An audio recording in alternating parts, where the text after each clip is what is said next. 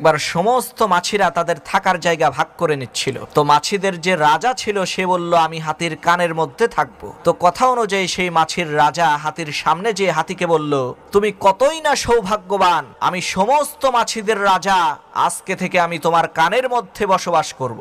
মাছির এই কথা বলার পরেও হাতি কোনো কিছু না বলে চুপ করে থাকলো। তো মাছি ওই হাতির কানের মধ্যে থাকা আরম্ভ করলো। কিছুদিন পর সেই মাছি সিদ্ধান্ত নিল সে আর হাতির কানের মধ্যে থাকবে না। তখন সেই মাছি হাতির সামনে যেয়ে বলল, আমি জানি আমার বিদায়ে তুমি খুবই দুঃখিত, কিন্তু আমার কিচ্ছু করার নেই, আমাকে তো যেতেই হবে। এদিকে হাতি তো চুপচাপ দাঁড়িয়ে আছে। তখন সেই মাছি আবার বলল, কিন্তু হাতির কোনো সারা শব্দ নাই, সে তার মতোই দাঁড়িয়ে আছে। তৃতীয়বার যখন সেই মাছিটা তার সমস্ত শক্তিকে একত্রিত করে চিৎকার দিয়ে বলেছে, তখন হাতি শুনতে পেয়ে বলে উঠল, আরে বেটা, তুমি আবার কে? তুমি এতদিন কোথায় ছিলে, কোথায় যাবে?